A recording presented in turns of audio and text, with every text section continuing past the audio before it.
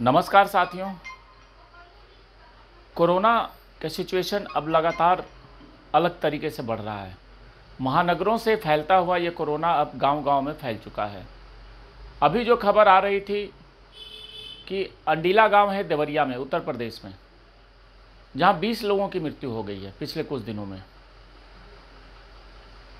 बक्सर के चौसा में गंगा नदी में बहुत सारे शव इकट्ठा मिले। खबरें हैं, कहीं कोई 40-50 बता रहा है, कोई 100 बोल रहा है, कोई 150 बोल रहा है, लेकिन कुछ वीडियो भी आए उन शवों के। परंतु प्रशासन जो वहाँ की है वो 40-50 शवों की बात स्वीकार कर रहा है।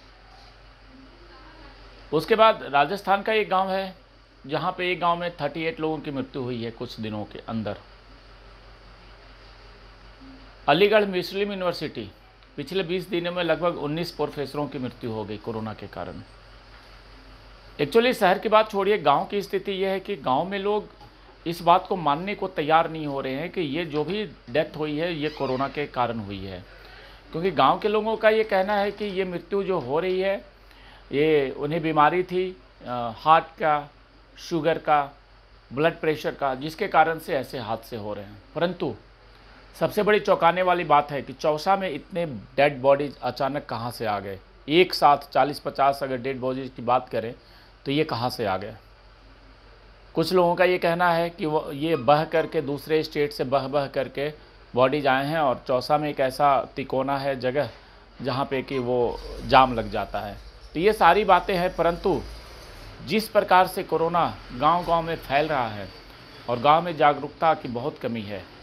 मैंने बहुत सारे सोशल मीडिया पे बातें रखी। लोगों का ये कहना है कि अगर कोरोना टेस्ट करवा लेंगे, बिहार की बातें स्पेशली मैं कर रहा हूँ, कोरोना टेस्ट करवा लेंगे और अगर पॉजिटिव कोई आ जाता है तो वो दहशत में ही आधा मर जाता है।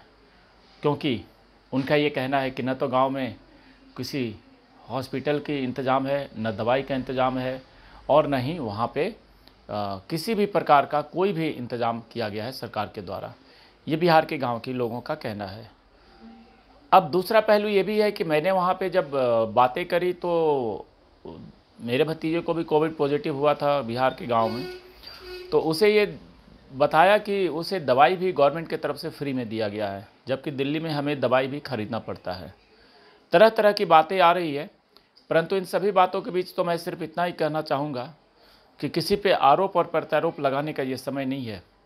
अगर आपको लगता है कि आपके अंदर थोड़ा भी लक्षण आ रहे हैं कोरोना के, सर्दी, खांसी, बुखार, छींक, तो आप तुरंत टेस्ट करवाएं।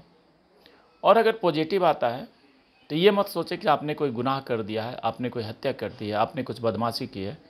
पॉजिटिव आ गया, माइंड को पॉजिटिव रखें, दिमाग को एकदम खुला रखें और जो भी सरकार के कोविड के नियम से उसको पालन करें। कुछ मेडिसिन हैं उसको खाएं, घरेलू उपचार जो है उसको लें। और गांव में तो इतना अच्छा है कि शुद्ध वातावरण है, खेत खलिहान है, नदी नाले हैं, तो इससे आपको ऑक्सीजन जो नेचुरल है, नेचुरल। हम लोग तो दिल्ली में इतनी बदतर स्थिति में रहते हैं कि यहाँ पे ऑक्सीजन की भी प्रॉब्लम है, यहाँ पे नेचुरल पॉल्यूशन की भी बहुत प्रॉब्लम है। गांव में इन सब चीज़ों से थोड़ा छुटकारा है। तो गांव में तो खुले माहौल में आप रहें और वहाँ पे इन चीज़ों का पालन करें जो कोविड के नियम है। अब कुछ नहीं होगा, सब ठीक हो जाएंगे। हाँ, ऑक्सीमीटर लेकर के ऑक्सीजन लेवल को चेक करते रहें।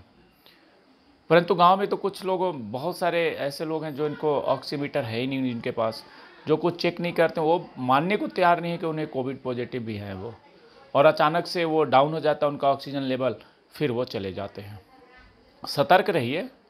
मैं ये नहीं कह रहा हूँ कि आपने कोई गुनाह कर दिया, बट सतर्क रहिए। अगर कोविड पॉजिटिव है तो उसको पालन करें, नियमों का, दवाई वाई लें, सब ठीक हो जाएगा। इसमें घबराने वाली कोई बात नहीं है। परंतु आप अगर सतर्क नहीं रहेंगे और आप मन में ये मान के चलेंगे कि नहीं हम कोविड नहीं है, जबकि लक्षण सारे वही हैं, तो बड़े हादसे हो रहे हैं। गांव में, हर गांव में, आज बिहार के हर गांव में 5-7 लोगों की मृत्यु हो चुकी है। कुछ ऐसे गांव हैं जहां 15-20 की मृत्यु हो चुकी है, फिर भी लोग मानने को तैयार नहीं हैं। आप सतर्क रहिए, आप कुछ मत मानिए, लेकिन थोड़े भी लक्षण हो तो आप टेस्ट करवाएं, दवाई खाएं और जो कोविड के नियम है उसको पालन करें तुरंत।